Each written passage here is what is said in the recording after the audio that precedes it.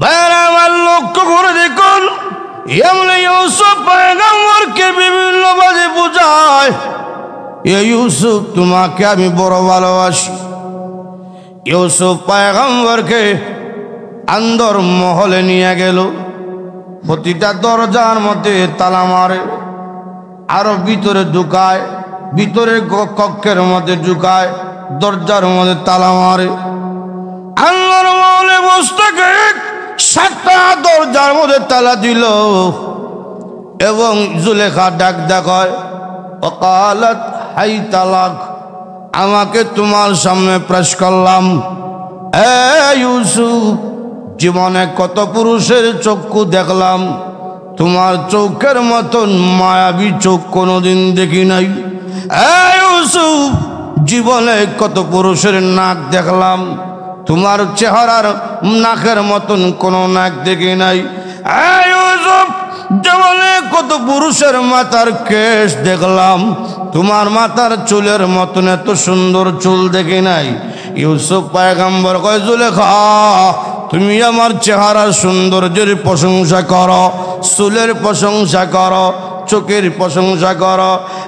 জুলেখা, একটা মানুষ যখন দুনিয়ার জমিন থেকে বিদায় হয়ে যায় গো, এই সুন্দর চেহারা থাকে না, সুন্দর চোখও থাকে না, সুন্দর মাথার চুল থাকে না, সব গসে গসে পড়া যায়। জুলেখা যত জিনার দিকে দাবায়, জিনার দিকে অগ্রসর করে, ইউসুফ পয়গম্বর তত কবরের দিকে দাবাইয়া দেয়। এমনি জুলেখা ইউসুফ নবীকে জোর করিয়া দূরে লইব, এমনি ইউসুফ পয়গম্বর তাকিয়া দেখলেন, ধরার সময় জুলেখার ঘরে একটা মূর্তি ছিল, কারণ জুলেখা ছিল মূর্তি পূজারী, মূর্তির মধ্যে কাপড় দিয়া ডাক্কা রাখে। ইউসুফ পয়গম্বর ডাক দেখায়, এ জুলেখা, এটারে কাপড় দিয়া ডাকলেন কেন? এমনি জুলেখা বলে, রে ইউসুফ, এটা আমার খুদা, খুদার সামনে এই আকাম আর কুকাম কেমনে করতাম, এই জন্য কাপড় দিয়া ডাক্কা রাখলাম, মূর্তির কাপড় দিয়া ডাকছি, এটা আমার খুদা। ইউসুফ পয়গম্বর বলেন, জুলেখা, তুমি তোমার খুদাকে কাপড় দিয়া ডাক্কা রাখছো গো, আমি এমন খুদার গোলামি করি গো, সেই খুদাকে কাপড় দিয়া দুনিয়ার কোনো কিছু দিয়া ডাকা সম্ভব না। কোরআন ইসলামী যুব সংঘের উদ্যোগে আজকের তাফসীরুল কোরআন মহাসম্মেলনের মুহতারাম সভাপতি দামাত বরকাতুহুম, জাতির সৌন্দর্য শ্রেষ্ঠ নাগরিক ওলামায়ে কেরাম, সম্মানিত সাদা দাড়িওয়ালা মুরব্বী বাবারা, প্রাণ যুবক ভাইয়েরা, পর্দার আড়ালে সর্বন্নত সম্মানিত মা ও বোনেরা, সর্বপ্রথমে আল্লাহ রাব্বুল আলামিনের দরবারে অসংখ্য অগণিত শুকর আদায় করছি, যিনি অত্যন্ত দয়া করে কোরআনের মধ্যে সে জান্নাতের বাগানে শরীক হয়ে বসার মতন তৌফিক দান করেছেন। এই জন্যে জবান কোলে উচ্চ কণ্ঠে সকলে বলি আলহামদুলিল্লাহ। আমাদেরকে কথা বলার শক্তি দিয়েছেন কে? জবান দিয়েছেন কে? সব কিছু দিয়েছেন কে? আল্লাহর দেওয়া জবান দিয়ে, আল্লাহর দেওয়া নিয়ামত দিয়ে আবারও উচ্চ কণ্ঠে সকলে বলি আলহামদুলিল্লাহ। আমি আপনাদের সামনে কোরআনুল কারীমের প্রসিদ্ধ একটি সূরা ইউসুফ থেকে একখানা আয়াত তেলাওয়াত করেছি। এই আয়াতকে সামনে রেখে সংক্ষিপ্তভাবে কিছু আলোচনা করব। আল্লাহ রাব্বুল আলামিন যেন আমাকে ইখলাসের সাথে কথা বলার এবং সকলকে মনোযোগ সহকারে আমলের নিয়তে কথাগুলো শোনার জন্য তৌফিক দান করে সকলে বলি আমিন। সূরা ইউসুফে মহান আল্লাহ পাক ইউসুফ পয়গম্বরের জীবনের বিশেষ কিছু আলোচনা উল্লেখ করছে। কোরআনুল কারীমের বিভিন্ন সূরায় বিভিন্ন জায়গায় আমাদের আগেরকার নবীদের, আগেরকার উম্মতের কিছু আলোচনা আল্লাহ পাক করছেন, কিছু ঘটনা বয়ান করছেন, কোন উম্মতের পাপের শাস্তির কথা আনছেন, কোন নবীদের জীবন থেকে কিছু গল্প আল্লাহ পাক কোরআনে উল্লেখ করছেন। এর কারণ কি? এর মূল কারণ হইল আমরা যেন এই আলোচনা থেকে শিক্ষা অর্জন করতে পারি, আমরা যেন আগেরকার নবী এবং আগেরকার উম্মত থেকে কিছুটা সবক নিতে পারি। এই জন্যে আল্লাহ পাক আগেরকার নবী এবং উম্মতকে নিয়ে কিছু আলোচনা করছেন। কোরআনুল কারীমের প্রতিটা সূরা, প্রতিটা আয়াত আল্লাহ রাব্বুল আলামিন নাজিল করেছেন যেন আমরা এর থেকে শিক্ষা নিতে পারি। কারণ কোরআনুল কারীম আল্লাহ পাক নাজিল করছেন দুনিয়াবাসীর কল্যাণ ও মুক্তির জন্যে। সূরা ইউসুফে আল্লাহ পাক ইউসুফ পয়গম্বরের জীবন থেকে কিছু অংশ আলোচনা করছেন। ইয়াকুব পয়গম্বরের তিনি 3টা বিবাহ করছিলেন। ইয়াকুব পয়গম্বর প্রথম স্ত্রীর ঘরে 10টা ছেলে জন্মগ্রহণ করার পরে প্রথম স্ত্রী মারা গেছে। প্রথম স্ত্রীর একজন ছোট বোন ছিল। বড় বোন মারা যাওয়ার পরে এই পরিবার কর্তৃপক্ষ তারা দ্বিতীয় বোনকে ইয়াকুব পয়গম্বরের কাছে বিবাহ দিয়ে দিল। দ্বিতীয় স্ত্রীর ঘরে আল্লাহ পাক 2টা ছেলে সন্তান আবার দান করছেন। বড় ছেলের নাম ইউসুফ, দ্বিতীয় ছেলের নাম হল বিনয়ামিন। সুবহানাল্লাহ জুড়ে ঘর। বিনয়ামিন বয়স 1 বা 2 বছর হবে। এই বয়সে ইউসুফ পয়গম্বরের মা তিনিও ইন্তেকাল করছেন। উনারও তৃতীয় আরেকটা বোন ছিল ছোট। পরিবার চিন্তা করলো আমাদের 2টা মেয়ে মারা গেল, আরেকটা যেহেতু আছে এই মেয়েকে দেয়া দেই নবী ইয়াকুবের কাছে। একজন করে মরে তারাও একজন করে দেয়। সুবহানাল্লাহ জন্য কইবেন না। তৃতীয় স্ত্রীর ঘরে আর কোনো সন্তান আদি হয় নাই। তো প্রথম স্ত্রীর ঘরে যে 10টা ভাই, তার সবজন 10 জন একবারে বড় বড়। ইউসুফ এবং বিনয়ামিন তারা ছোট। ইউসুফ পয়গম্বরের বয়স 6 বছর আর বিনয়ামিনের বয়স ছিল 2 বছর। ইউসুফ পয়গম্বর এবং ছোট ছেলে বিনয়ামিনকে বাবা ইয়াকুব পয়গম্বর মহব্বত করে। মহব্বত কারণ হইল 2টা। 1 নম্বর কারণ ইউসুফের বয়স কম, আর বড় স্ত্রী যে 10টা ছেলে তারা 10 জনই বড় বড়। ছোট হিসাবে ইউসুফকে বেশি মহব্বত করে। 2 নম্বর হইল ইউসুফ পয়গম্বর ভবিষ্যতে তিনি নবী হবেন। সুবহানাল্লাহ যদি বলবেন না। এই জন্যে বাবা ইয়াকুব পয়গম্বর তিনি ইউসুফকে বেশি মহব্বত করতেন। আর বাবা যেহেতু ইউসুফকে বেশি মহব্বত করে, এই জন্যে বড় 10 জন ভাই এই মহব্বতকে সহ্য করতে পারে নাই। আপনার যদি 60টা ছেলে থাকে, 2টা মেয়ে থাকে, মোট হইল 6টা ছেলে মেয়ে, 6টাকে এক সমান মহব্বত করতে পারবেন না। এটা মহব্বত আপনার নিয়ন্ত্রণে না। যে কোনো একটার প্রতি কম বেশি হওয়া এটা স্বাভাবিক। কিন্তু মহব্বতে ভইরা আপনি 1 কেট জায়গা বা 1 বিঘা জায়গা বেশি দিয়ে দিবেন, এটা হতে পারবে না। ইয়াকুব পয়গম্বর ছেলে ইউসুফকে মহব্বত করেন ঠিক 2 কারণে। ছেলেটা ছোট এবং ভবিষ্যতে নবী হবে। কিন্তু এই মহব্বতটা 10 ভাই মেনে নিতে পারল না। এই জন্যে ইউসুফ পয়গম্বরের বড় যে 10 ভাই, তার পাহাড়ের চূড়ার মধ্যে মিটিং বসে যে আমাদের বাবা তো নষ্ট হয়ে গেছে, আমাদের মহব্বত করব বেশি। আমরা 10 জনের একটা জামাত, বড় বড় আমরা রুজি করি, কিন্তু আমাদের বাবা ইউসুফকে মহব্বত করে বেশি। আমাদের বাবা নষ্ট হয়ে গেছে। নাউজুবিল্লাহ জোরে কর। আল্লাহ কুরআনে আনছেন, ইন্না আবানা লাফি দালালিম মুবিন।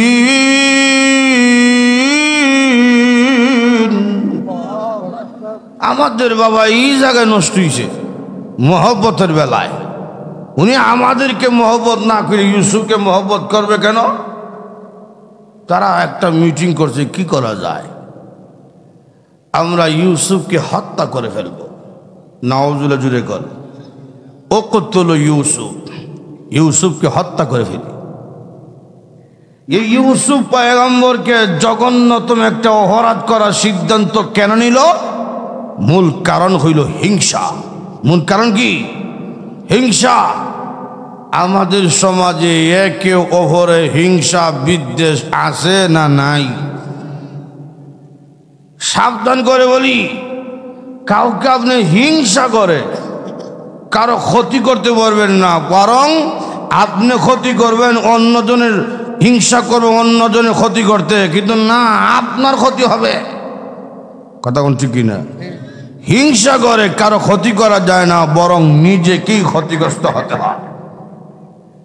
আশরাফ আলী থানভী রহমতুল্লাহ আলাইহি উনার কিতাবে একটা গঠন আনছে যে আল্লাহর পয়গম্বর ঈসা তিনি যাইতেছে রাস্তা দিয়ে, রাস্তার মধ্যে একজন ভদ্রলোক লাগাল পাইছে, ডাক দেখো আল্লাহর পয়গম্বর আপনার দোয়া তো আল্লাহ কবুল করে, একটা দোয়া করেন যেন আল্লাহ পাক আমাকে বেশি সম্পদ দেয়, শুধু সম্পদ না, আমার ফাঁসের বাড়ির ব্যক্তি যা হয় আমার জন্য ডাবল হয়।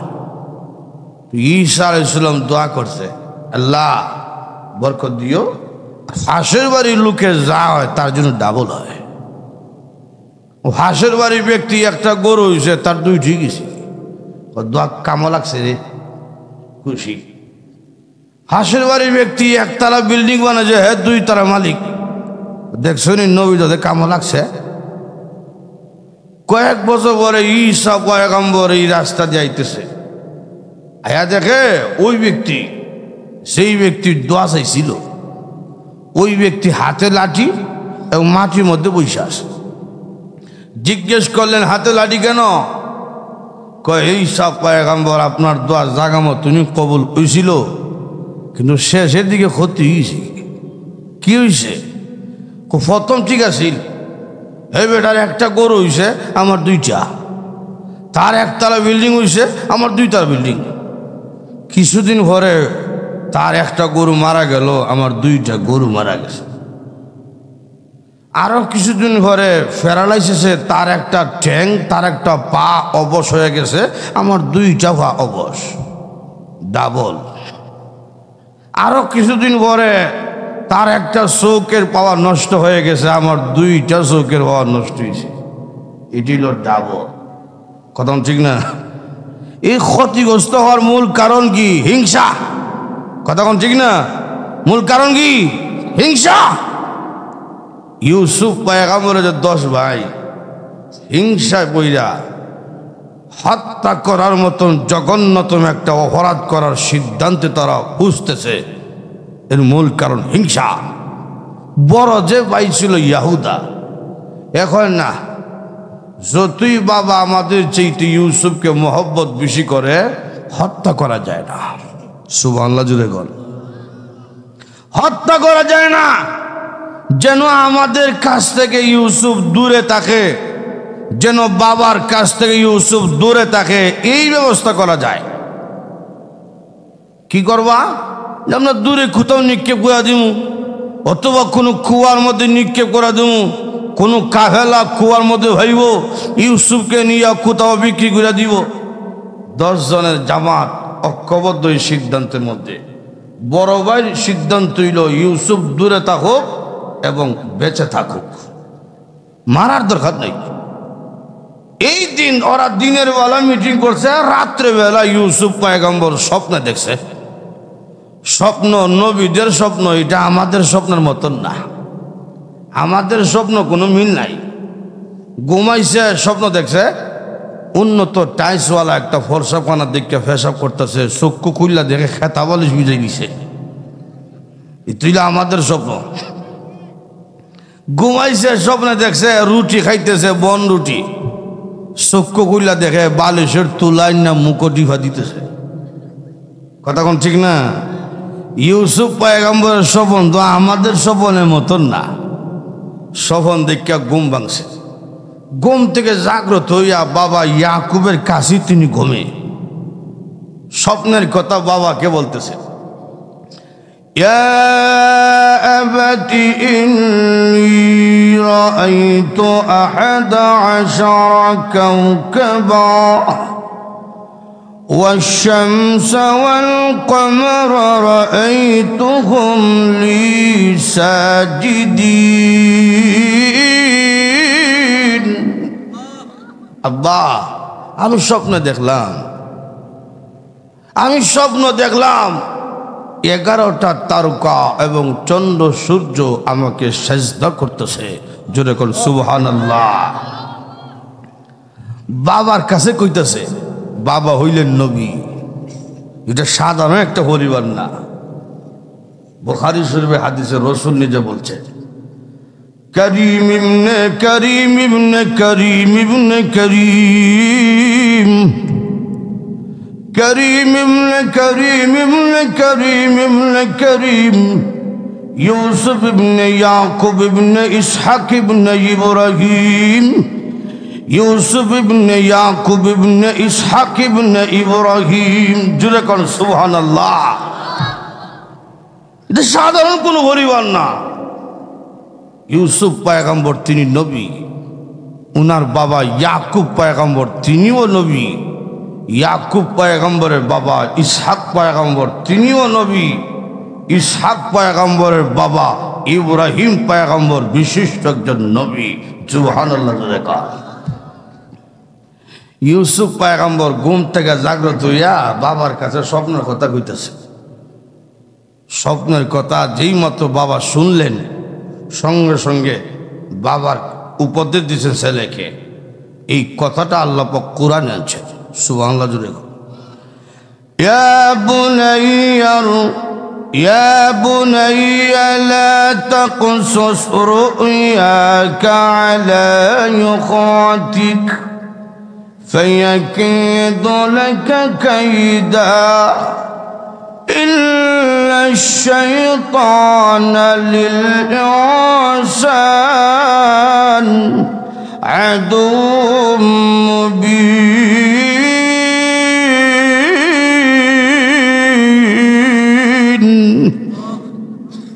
يا بني لا تقصص رؤياك আমার আদরের সন্তান, সাবধান, স্বপ্নের কথা ভাইদের কাছে কইও না, ভাইদের কাছে বলবো না। তোমার যে বড় 10 ভাই তাদেরকেও বলবো না, ছোট যে ভাই একটা বিনিয়ামিন তারও কইও না। কারণ মিস্টার ইবলিস হইল মানুষের দুশ্মন। ইবলিস শয়তান আমাদের বন্ধু না শত্রু? আর একটু যদি কোন বন্ধু না শত্রু?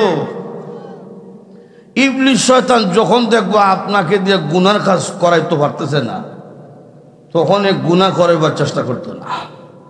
তখন চেষ্টা করব কিভাবে আপনার সওয়াব থেকে দূরে রাখা যায়। দরকার নাই তুই তাহাজ্জুদ করার, ঘুমাই থাক।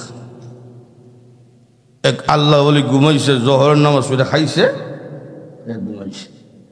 জোহরের নামাজ পড়ে কিছু খাইয়া কিছুক্ষণ ঘুমানো, এটা সুন্নত।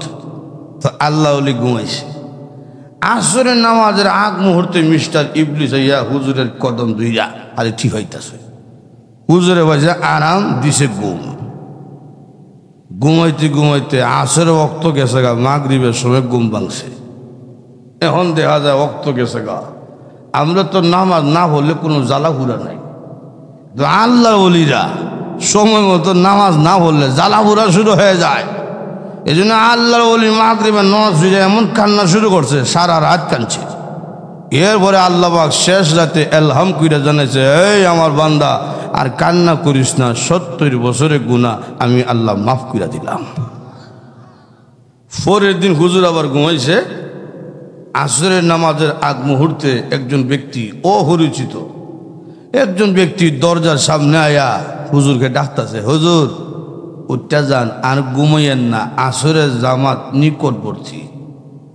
হুজুর ঘুম থেকে জাগ্রত হইয়া কয়, মাশাআল্লাহ, তোমার আল্লাহ নেক দান করুক, জাযাকাল্লাহ।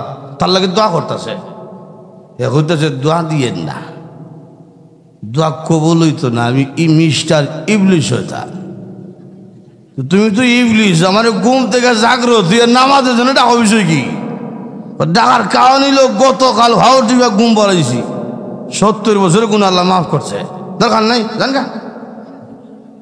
আরো 70 দিলে তো আপনার হায়াত হইবেন কত মিয়া, দরকার নাই। মিস্টার ইবলিস চায় না কোনদিন বনি আদমের কল্যাণ হোক, ভালো হোক, কথা কোন ঠিক কিনা। এই জন্য ইয়াকুব পয়গম্বর উনার ছেলে ইউসুফ নবীকে দিয়েছেন পরামর্শ, ভাইদের কাছে কইও না। এইদিকে বাইরা যে ষড়যন্ত্র করলো আমরা মাইরা লাইমু, হত্যা করে লাইমু, অথবা কুয়ার মধ্যে নিক্ষেপ করে বলবো, এটা তো জঘন্যতম একটা অপরাধ। এক ভাই ডাক দেখো, আমরা তো নবীর আওলাদ, এমন অপরাধ করা আমরার জন্য সঠিক হবে না, ঠিক হবে না। একজন দরকার নাই, সিদ্ধান্ত নিয়েছি অটল থাকো, পরে আমরা তৌবা কইরা নেককার হয়ে দিব। আমরার মতন সুদ খায়, ঘুষ খায়, এরপর অজামিনকে চিল্লায়, এরকম কিছু আছে না? সারা জীবন সুদ খাইছে, কিছু কামাইলাই, আগে কিছু মাল জমা হয়ে গেল, এরপরে মসজিদে ঢুকে দেবেন, এরকম কিছু আছে না? আল্লাহ কুরআনে আনছেন ভাইদের কথা। وَتَكُونُوا مِن بَعْدِهِ قَوْمًا صَالِحِينَ।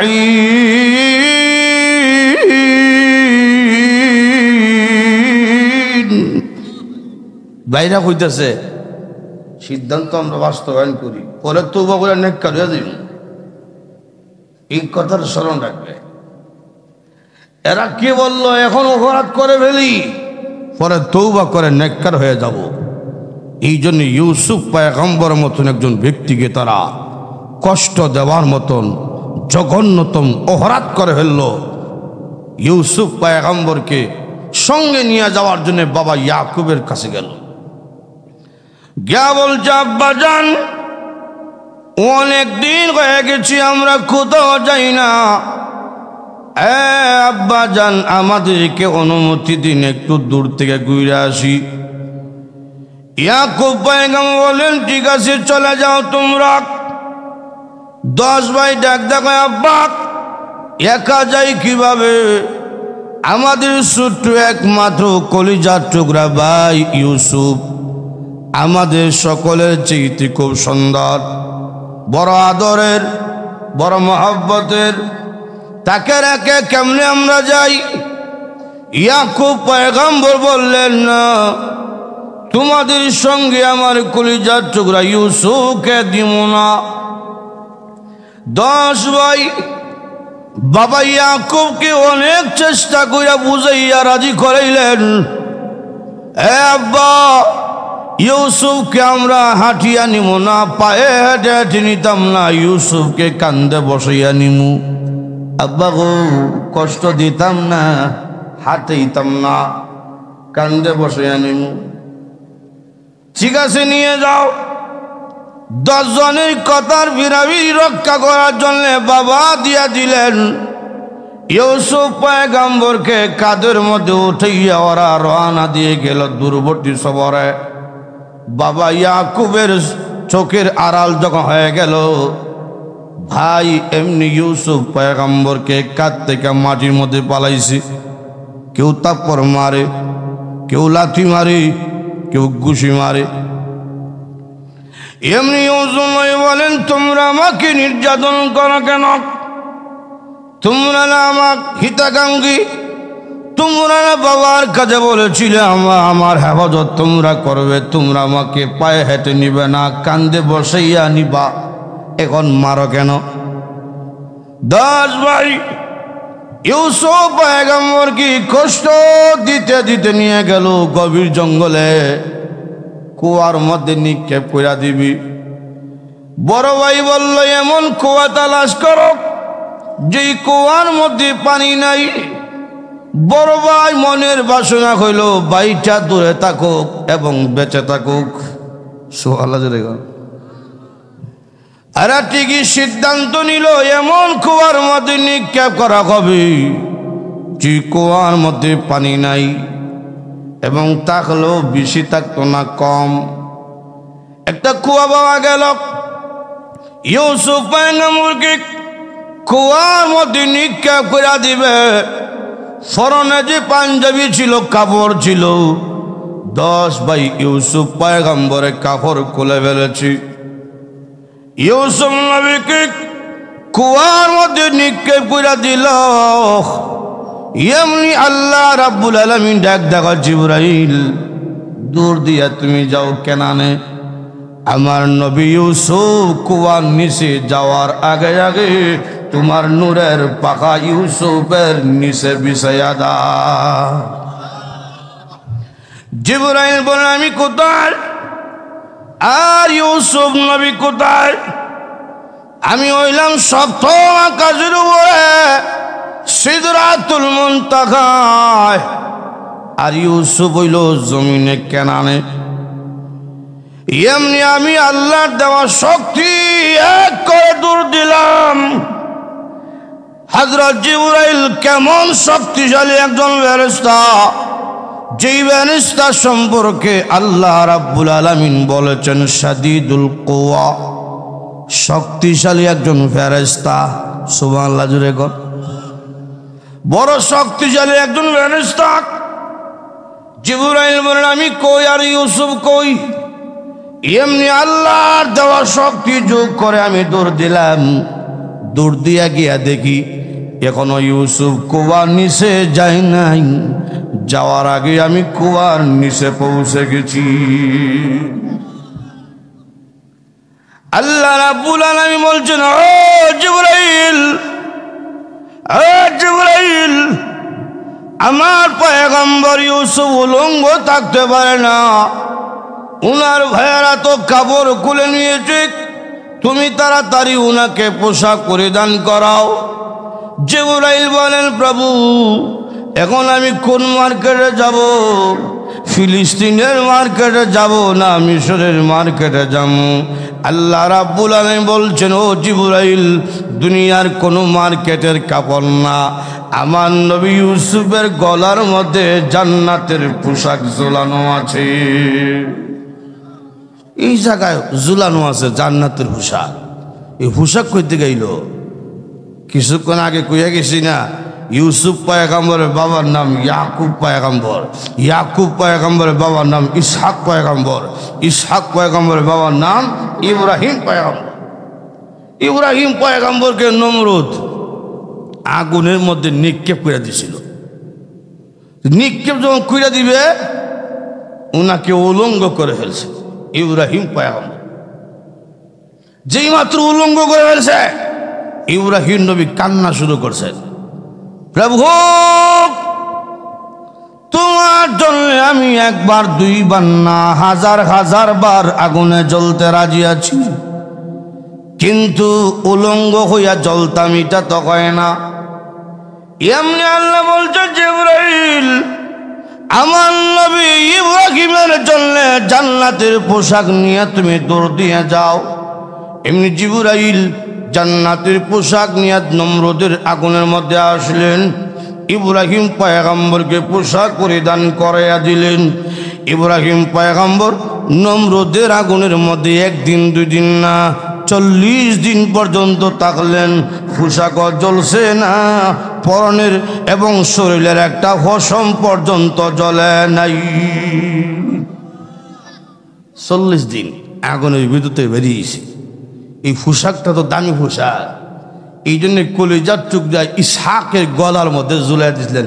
জান্নাতের পোশাক বড় হয় ছোট হয়, কবজবতন বানাইয়া যেন হেফাজত থাকে, এই জন্য কলিজার টুকরা সন্তান ইসহাকের গলার মধ্যে ঝুলাই দিয়েছে। ইসহাক বড় হয়েছে, আল্লাহ পাক উনাকে একটা ছেলে দিছে ইয়াকুব পয়গম্বর। এই পোশাকটা হেফাজত থাকার জন্য মহব্বতের সন্তান ইয়াকুবের গলার মধ্যে ঝুলাই দিছে। সুবহানাল্লাহ জুড়ে কর। ইউসুফ পয়গম্বর যখন দুনিয়াতে আসলো, ইয়াকুব পয়গম্বরের মহব্বতের ছেলে ইউসুফ এই পোশাকটা ছোট হইয়া ইউসুফের গলার মধ্যে ঝুলাই দিছে যেন হেফাজত থাকে। আল্লাহ ডাক দেখো ও জিবরাইল, পোশাক তো ইউসুফের গলার মধ্যে ঝুলতেছে, এটা খুললে ভরাইয়া দাও। সুবহানাল্লাহ জুড়ে কর। আর এই দিকে ইয়াকুব পয়গম্বরের বড় যে 10টা ছেলে, ইউসুফ পয়গম্বর হরণের পোশাক নিয়ে চলে গেছে বাবার কাছে। আব্বা, আমাদের ভাই ইউসুফকে জঙ্গলে বাঘ আইয়া খাইয়া বলাইছে। আব্বা, এই যে পাঞ্জাবি লইয়াইছি দেখেন পাঞ্জাবির মধ্যে রক্ত, একটা দুম্বা জবে হইরা কিছু রক্ত লাগাই দিয়ে পাঞ্জাবির মধ্যে। তাফসীরে কিতাবে আনছেন ইয়াকুব পয়গম্বর পাঞ্জাবি হাতে নিছে, না দেখে এক টুকরো সিরা না হারা না, এমনি ডাক দেখো এমন শিক্ষিত বাগে খাইল রে, আমার ইউসুফকে পাঞ্জাবির ভিতর থেকে বের করে খাইছে, একটা জামা ছিললো না হারলো না। এটা কেমন শিক্ষিত বাঘ রে? 10 ভাই একটা একটারে গুতায় কয় আমরা তো কামটা ভুল করে লিছি, ছিললাম না কেন?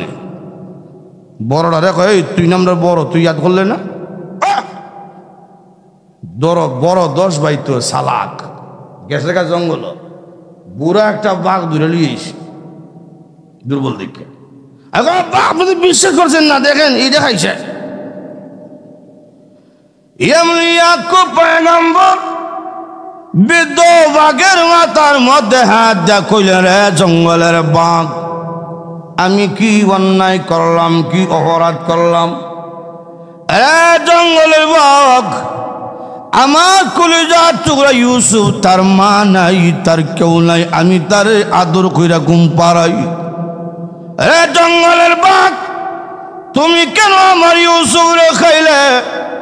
এমনি আল্লাহ রাব্বুল আলামিন বাঘের জবান খুলে দিয়েছে। বাঘ ডাক দেখো আল্লাহর পয়গম্বর, আপনার ইউসুফকে খামদুরের কথা, আপনার ইউসুফকে জিন্দেগি তো দেখছি না। আমি বৃদ্ধ, আমার চোখের খবর নাই, আমি এই জঙ্গলের না, আমি আরেক দেশে আরেক জঙ্গলের। আমার সাথী ভাই একটা হাইরা গেছে, তাকে তালাশ করতে করতে আমি এই দেশে আইছি, আপনার ছেলের আমার দূরে নিয়েছি। তখন ইয়াকুব পয়গম্বর বুঝে লইছি। তখন ইয়াকুব পয়গম্বর সবুর করলেন, সবরুন জামিল, আমি সবুর করলাম।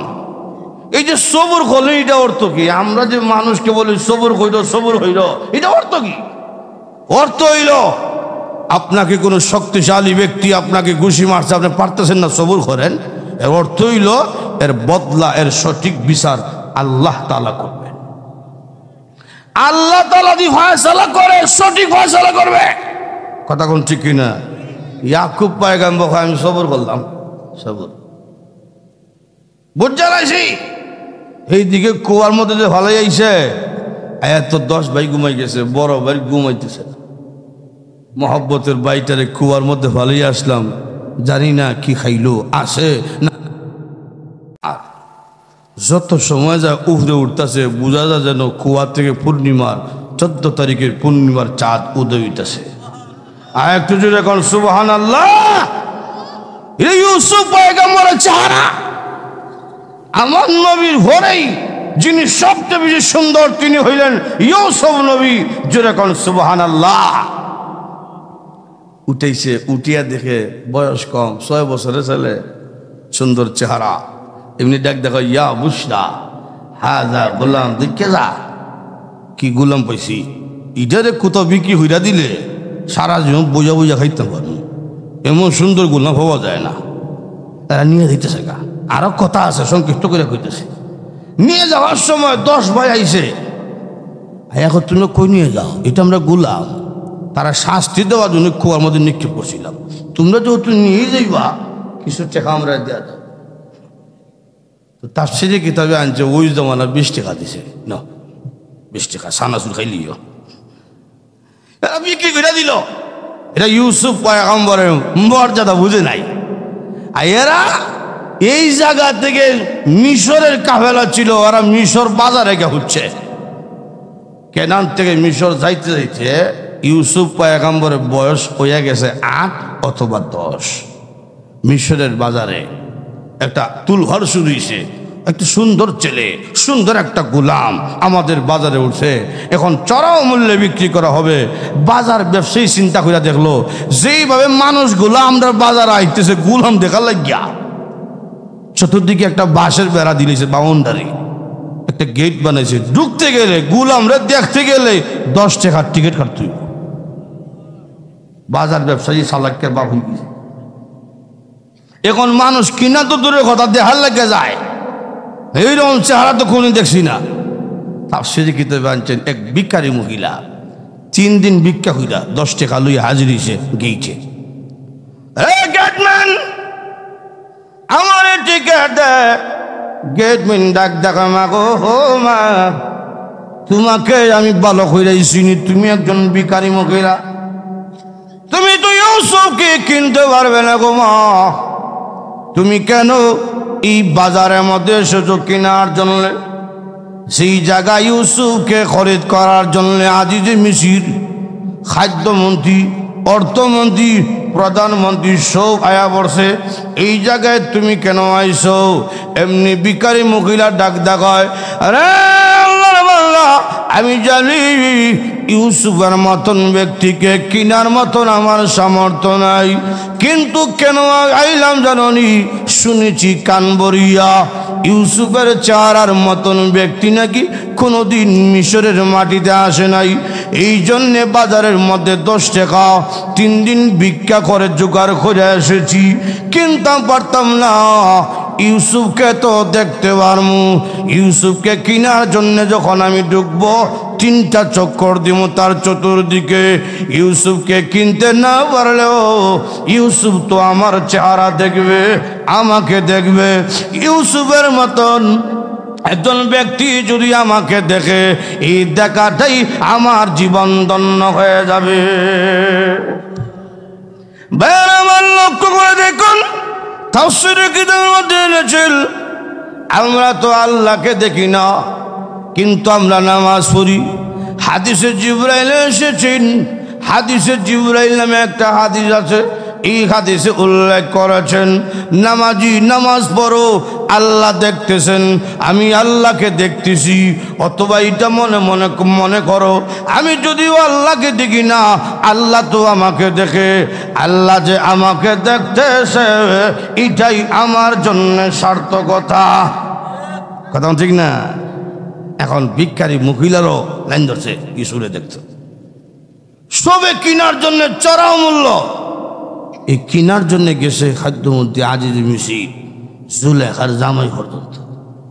জুলেখার রেটটা দিছে এইরকম ছেলে যদিও চড়াও মূল্যে, সবাই যে দাম হইব তুমি 500 টাকা বাড়াইয়া খুঁজব, যে যতই মূল্য হয় না কেনে জুলেখার জামাই 500 বেশি, উনার ভাগ্যে হয়ে গেছে। ইউসুফ পয়গম্বরকে জুলেখা জামাই যে কিনছে গোলামের মতন কিনে নাই। ইউসুফ পয়গম্বরের চেহারা দিকে তাকাইয়ে এই জুলেখার স্বামী বুঝছে এই চেহারার ছেলে কোনোদিন গোলাম হইতে পারে না, নিশ্চয়ই কোন ষড়যন্ত্রের কবলে পড়ছে, এই জন্য আমি গোলামের মূল্যে কিনতাম না। ইউসুফ পয়গম্বরকে একটা পাল্লার মধ্যে উঠেছে, আরেক পাল্লার মধ্যে স্বর্ণ মুদ্রা দিছে। সুবহানাল্লাহ জুড়ে কন। কিনা নিয়ে জুলেখারে কইছে এটা গোলামের মতন ব্যবহার করিস না, এটা আমরা ছেলে। সুবহানাল্লাহ জুড়ে কন। হে আমাদের ঘরে ছেলের মতন বড় হবে। সুবহানাল্লাহ জুড়ে কন। ছেলের মতো বাইরে কইছিল মাইরা লইমু, কষ্ট দিমু, কুয়ার মধ্যে ফেলাইমু। আর এখন ইউসুফ গেছে মন্ত্রীর ঘরে, বড় বড় রান খাইব। ক্ষতি করতে পারছে? আরো জুড়ে কন, ক্ষতি করতে পারছে? বাইরে আমার লক্ষ্য করে দেখুন, ইউসুফ পয়গম্বর জুলেখার করে তাকে তখন বয়স ছিল 10।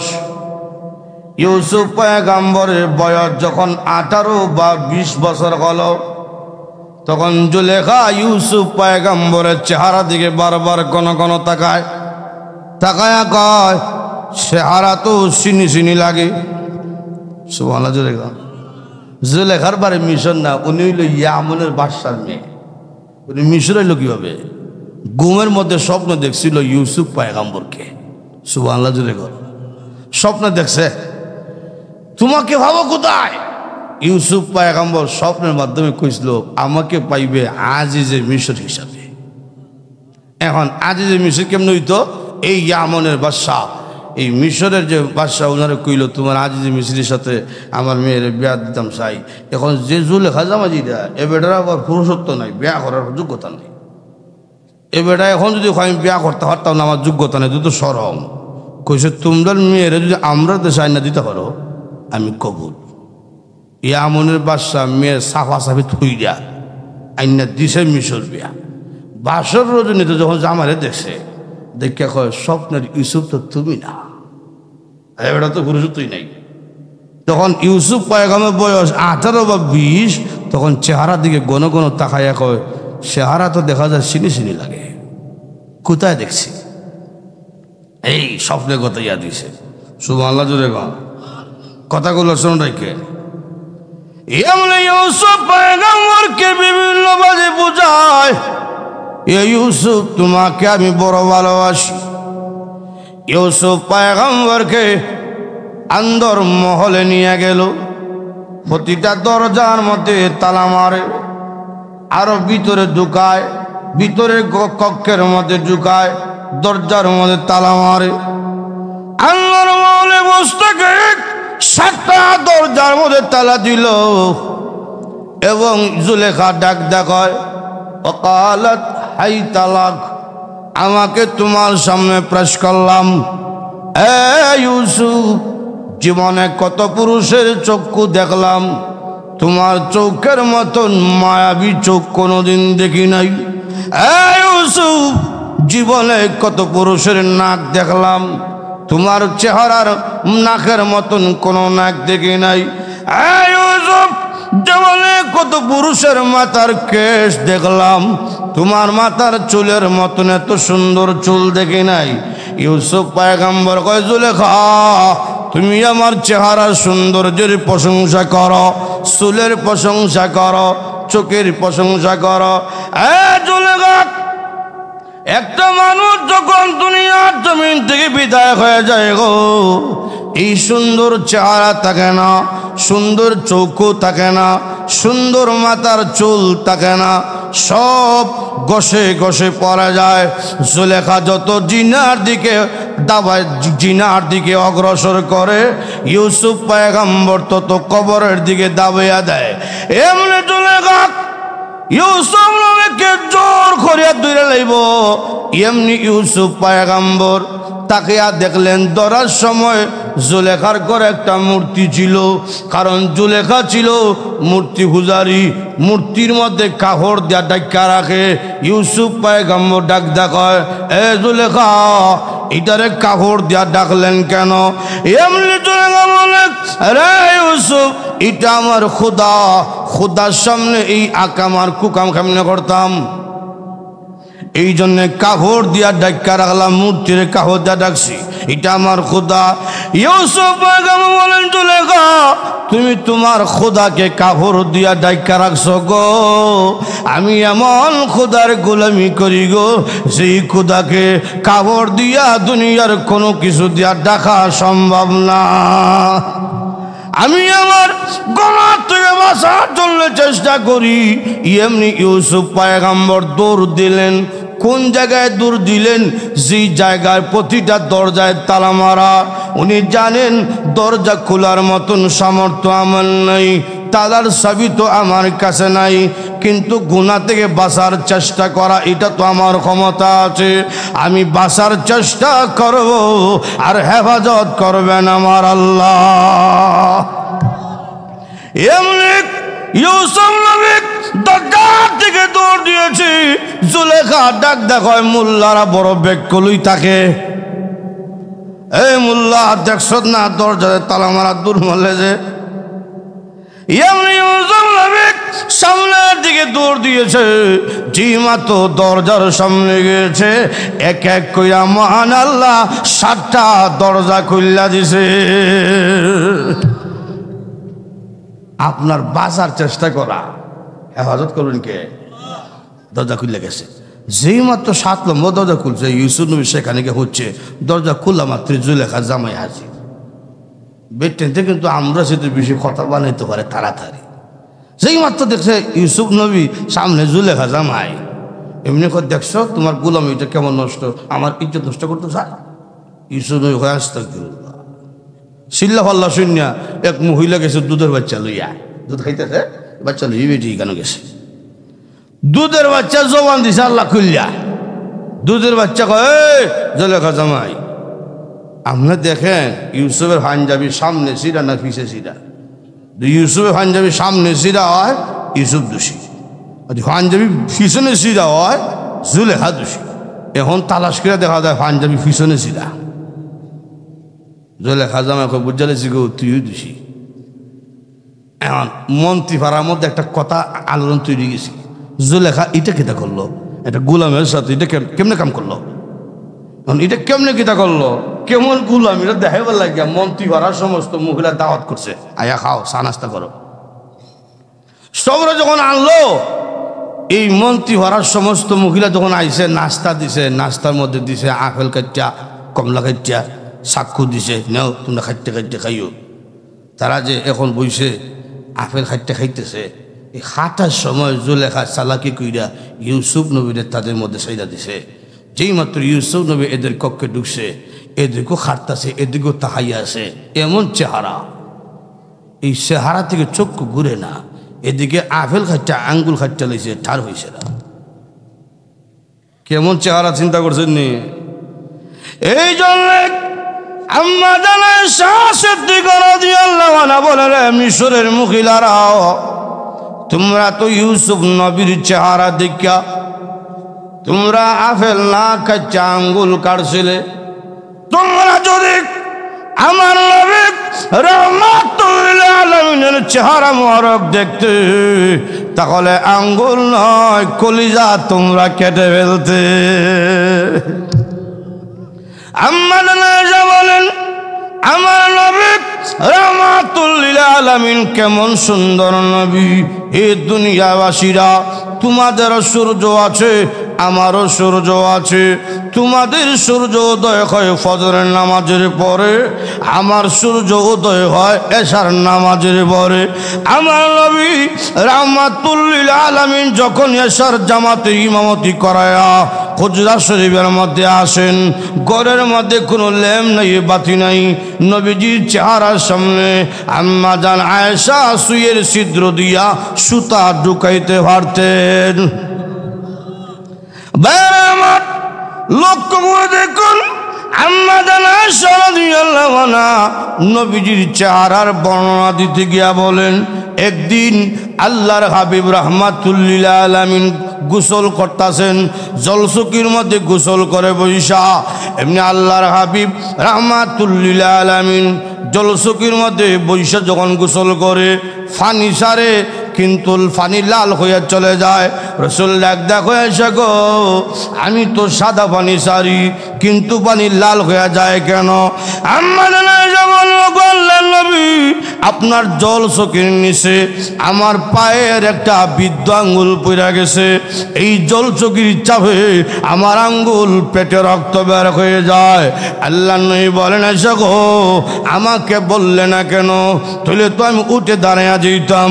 ও আল্লাহ নবী আপনাকে উঠাবো এই সাহস তো আমার নাই, আমার আঙ্গুল পেটে গেছে সমস্যা নাই, আমি তো আপনার চেহারা মোবারকের দিকে তাকিয়ে আছি। ওগো নবীজি আপনার চেহারার দিকে তাকিয়ে আছি, এই জঙ্গ আঙ্গুল ফাটার ব্যথা আমি সহ্য করতে পারি, জি ঠের পাইছি না। ভাইরা আমার লক্ষ্য করে দেখুন, এই জন্য আম্মা জান আয়েশা রাদিয়াল্লাহু আনহা বলেন, এই মিশরের মহিলারা তোমরা তো আঙ্গুল কাটছো, আমার নবীর চেহারা দেখলে কলিজা খাইটা ওয়ালাইতা। ভাইরা আমার লক্ষ্য করে দেখুন, এখন মন্ত্রীর মহিলারা, মন্ত্রীর স্ত্রীরাও পাগল হয়ে গেছে ইউসুফের জন্যে। এদের কথাবার্তা শুনিয়া ইউসুফ পয়গম্বর ডাক দেখো, আল্লাহ এই এদের হাত থেকে বাঁচাই আমার জেলের মধ্যে হুঁশিয়া দেন, এদের মেলে টাকার চাইতে জেলে যাওয়া বালা। এখন জুলেখার স্বামী চিন্তা করলো, ইউসুফকে জেলে হুঁচাইলে আহত দূরে গেল, আর না মন্ত্রী ঘরের সমস্যা, খালি তারে দেখলেই এই কথা কর, জেলে নিছে গা। ইউসুফ পয়গম্বর 7 বছর 7 মাস 7 দিন জেলের মধ্যে থাকছে, নিরপরাধ, কোনো অপরাধ নাই, নির্দোষ একজন ব্যক্তি 7 বছর 7 মাস 7 দিন জেলে থাকছে।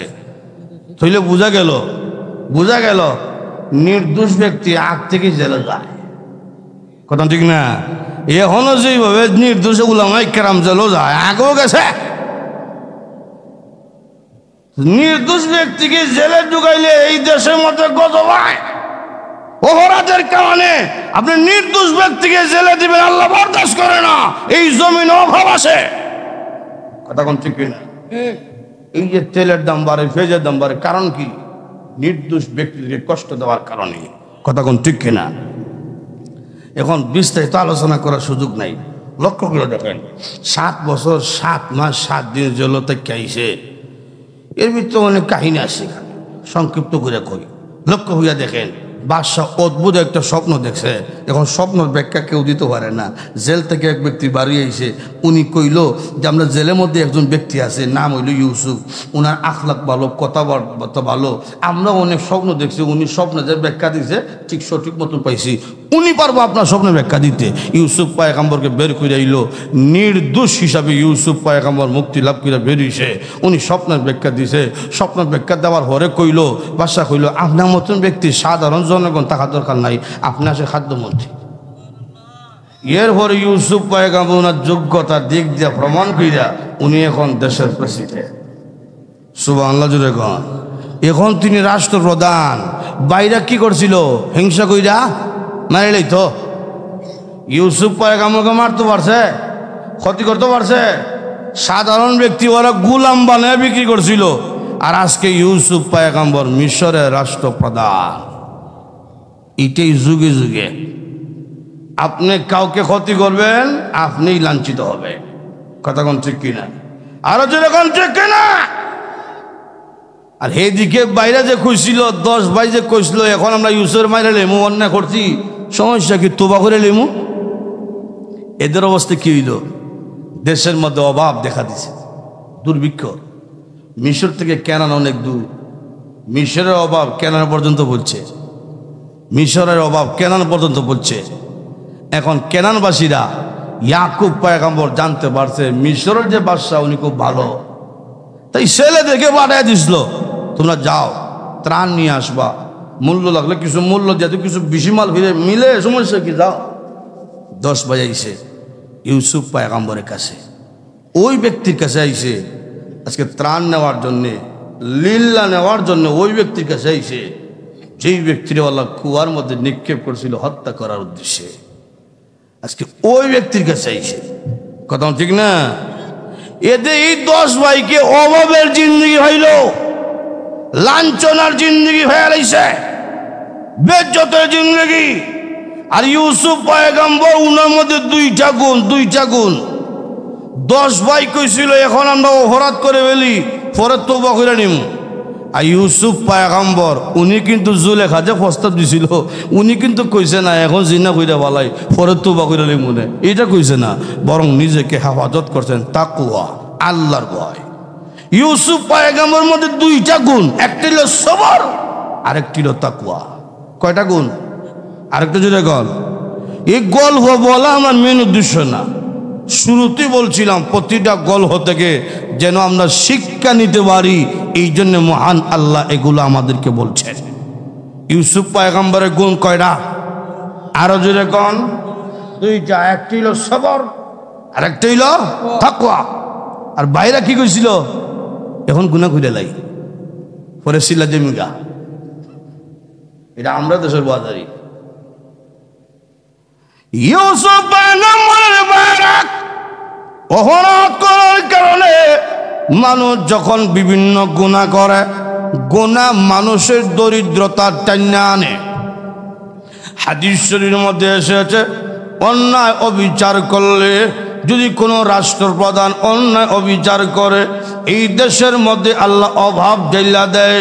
এই জন্য আমরা দেশে শান্তি নাই, খালি অভাব। দেখুন দেখুন ইউসুফ পয়গম্বরের বেরা এই যে হত্যা করার সিদ্ধান্ত নিল, ইউসুফ পয়গম্বরকে কুয়ার মধ্যে নিক্ষেপ কইরা দিল। এরা তো বলছিল তওবা কইরা ফেলাইমু, এরপরে নেককার হইয়া যাইমু, কিন্তু তখন আর তওবার সুযোগ হইল না। এদেরকে বেজ্জতির জীবনে গ্রাস করে ফেললো, অভাব গ্রাস করে ফেললো। কিন্তু ইউসুফ পয়গম্বর উনার মধ্যে 2টা গুণ ছিল, একটা হইল সবর আর একটা হইল তাকওয়া। এই তাকওয়ার কারণে ইউসুফ পয়গম্বর আজকে রাষ্ট্রপ্রধান। 10 ভাই যখন আইল ইউসুফ পয়গম্বরের কাছে লিল্লা নেওয়ার জন্য, ত্রাণ নেওয়ার জন্য ইউসুফ পয়গম্বর 10 ভাইয়ের দিকে তাকাইয়া চিনে ফেলছেন এরা যে আমার 10 ভাই। 10 ভাই আইসা ইয়াকুব পয়গম্বরের কাছে ডাক দেখায়, হ্যাঁ আজিজে মিশির, আমরা হইলাম নবী পয়গম্বর, নবীদের আওলাদ। আমাদের বাবা তিনি হইলেন একজন নবী, আমরা অভাবে পড়ে গেছি, এসেছি আপনার দরবারে। আমার বাবা আসার কথা ছিল, কিন্তু আমার বাবা তিনি বৃদ্ধ, তিনি দুর্বল, এই জন্য আসতে পারেন নাই। ইউসুফ পয়গম্বর ভাইদের দিকে তাকিয়া বললেন, তোমরা ইউসুফের সঙ্গে কি আচরণ করছিলে স্মরণ আসেনি? বসবে কয় আপনি জানেন সামনিটা একটা করে চেহারা তো চিনি চিনি লাগে। নিপকে করার সময় তো বয়স ছিল 6 বছর, এখন তার ছোট ইউসুফ না, এখন বড়। আপনি কি ইউসুফ? বলে হা আনা ইউসুফ ওয়াহাদা আখি, আমি ইউসুফ আর বিনিয়ামিনের দিকে তাহায়া কইল আমার ভাই। সুবহানাল্লাহ জুড়ে কর। এই ইউসুফ, আমরা আপনার কাছে মাপ চাই, আমরা অন্যায় করে ফেলেছি, অপরাধ করে ফেলেছি, আমরা মাপ চাই। ও ইউসুফ, অন্যায় করে ফেলেছি, আপনার কাছে আমরা মাপ চাই। ইউসুফ পয়গম্বর বললেন, আজকে তোমাদের বিরুদ্ধে আমার কোনো বিচার নাই, আমি মাপ করে দিলাম। ভাইরা আমার, লক্ষ্য করে দেখুন ইউসুফ পয়গম্বরের তাকওয়া এবং সবর কইনা পৌঁছে দিল। আর 10 ভাই যে বলছিল আমরা তওবা করে ফেলবো, এখন অন্যায় করে ফেলি, এখন আর সুযোগ পাইল না, এরা বেজ্জতির জীবন গ্রাস করলো। এই জন্যে আপনার মধ্যে যদি তাকওয়া থাকে, আপনি ইউসুফ নবীর মতন সম্মান মহান আল্লাহ রাব্বুল আলামিন দুনিয়া এবং আখিরাতে দান করবে। এটা শুধু ওয়াজই নয়, এটা হলো বাস্তব। যোগে যোগে যে ব্যক্তির মধ্যে তাকওয়া থাকবে ওই ব্যক্তি দামি হবে। সেইকে কাতিয়া, সেইকে কাতিয়া, সেইকে ভয়াম পড়ি, সেইকে ঘর বড়ি। এরা এমপি মন্ত্রী হওয়ার কারণে দামি হইছে না, এদের ভিতরে তাকওয়া ছিল, এই জন্যে দামি হইছেন। লক্ষ্য করে দেখুন, তাকওয়া বড় দামি জিনিস, তাকওয়া এমন বড় দামি জিনিস। আমার মধ্যে তো তাকওয়া নাই, আল্লাহর ভয় আমাদের মধ্যে নাই। আমরা গুনাহ কইরা বালাই, সুদ খাই, অন্যায় অবিচার করি। আমরা মনে মনে ভাবি এখন নামাজ পড়ার দরকার নাই, বৃদ্ধ বসে তওবা করে মসজিদে ঢুকমু। এখন রমজান মাস পাইছি, রোজা রাখার দরকার নাই, সামনে বছর এরকম কিছু ওয়াদা করি না।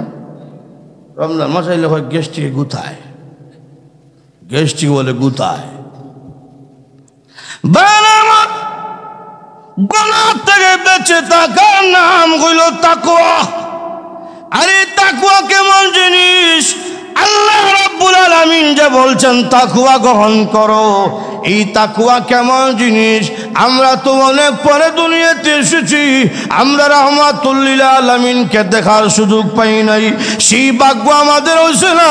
কিন্তু আল্লাহর নবী রাহমাতুল লিল আলামিন বলেন, তুমি যে কোনো প্রান্তের হও, যে কোনো দেশের হও, তোমার মধ্যে যদি একটা গুণ থাকে, জান্নাতের মধ্যে থাকবে আমি নবীর কাছে, রাসূলের কাছে জান্নাতে বসবাস করা যায়।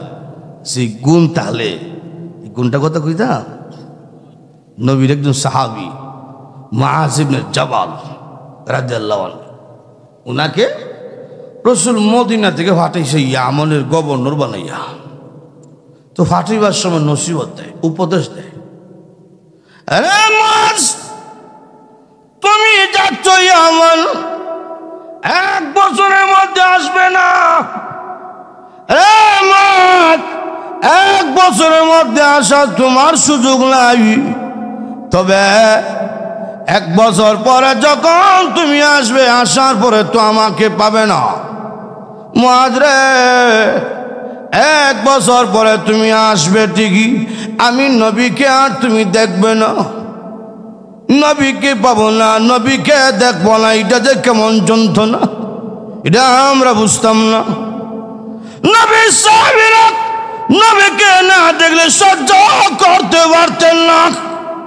এই জন্য আল্লাহর হাবিব রাহমাতুল লিল আলামিন যখন দুনিয়ার জমিন থেকে বিদায় নিয়ে গেলেন, এক সাহাবী ছিলেন ময়দানের মধ্যে কাজ করা অবস্থায়, শুনছেন নবী নাই, সঙ্গে সঙ্গে সেই সাহাবী সিজদার মধ্যে পড়িয়া কান্না শুরু করলেন, প্রভু গো, শুনেছি তোমার নবী নাকি দুনিয়ার জমিন থেকে বিদায়।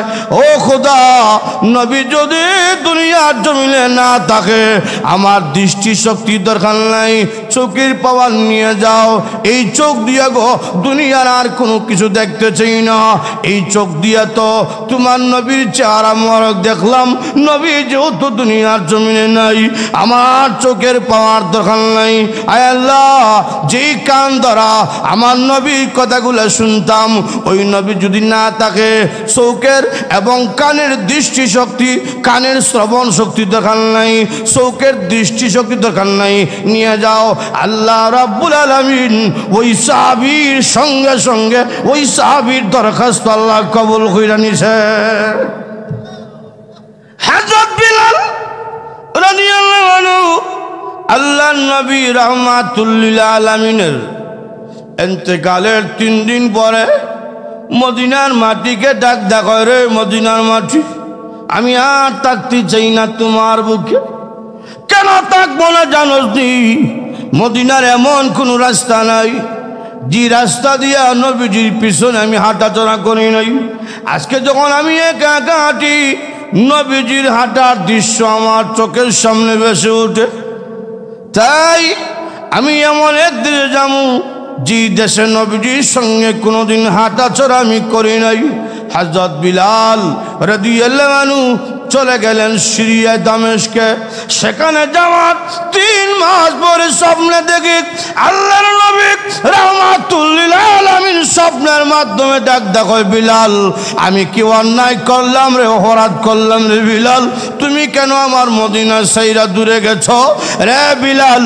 আমি নবী কেন তোমার আজান শুনতে পাই না? হযরত বিলাল রাদিয়াল্লাহু আনহু ঘুম থেকে জাগ্রত হইয়া সদর মদিনার দিকে রওনা দিয়েছেন। মদিনা আসার পরে সাহাবায়ে কেরাম কান্না শুরু করলেন, ও নবীর মুয়াজ্জিন বিলাল, নবী নাই, নবীর জমানার আজান আমরা শুনতে চাই, আজান দেন গো। হযরত বিলাল বসা দেখতাম রাহমাতুল লিল আলামিনকে। আজকে যখন আমি আজান দেব, আল্লাহর নবী রাহমাতুল লিল আলামিনের চেহারা মোবারক তো আমি দেখতে পারবো না। নবীজির চেহারা না দেখলে আমি বিলাল বরদাস্ত করতে পারতাম না, আমি দিব না আজান। সকলের প্রস্তাব ফিরিয়ে দিলেন, দাঁড়াইলেন হাসান হুসাইন রাদিয়াল্লাহু আনহুমা। 2 ভাই দাঁড়াইয়া ডাক দেখায়, ও বিলাল, আপনি না আমাদের নানাজির মুয়াজ্জিন ছিলেন? ও বিলাল, আমরা 2 ভাই দেখেছি আপনি যখন আজান দিতেন আমাদের নানাজি মসজিদে আসতেন গো নামাজের ইমামতি করার জন্য। ও বিলাল, আপনি চলে যাওয়ার পরে, ওই সময় আমার নানাজি চলে যাওয়ার পরে আপনিও চলে গেলেন। আপনি যেহেতু ফিরে এসেছেন, আপনি আজান দেন। আপনি আজান দিলে আমাদের নানাজি ও জামাতের ইমামতি করার জন্য আসতে পারে, আজান দেন। হযরত বিলাল কয়, হে সাহাবীরা, তোমাদের প্রস্তাব ফিরিয়ে দিয়েছি, পারলাম না নবীর 2 নাতির প্রস্তাব ফিরিয়ে দিতে। কারণ আমি দেখছি তারা 2 ভাই নবীর কাছে কোনো প্রস্তাব দিলে রাসূলও কোনোদিন প্রস্তাব ফিরিয়ে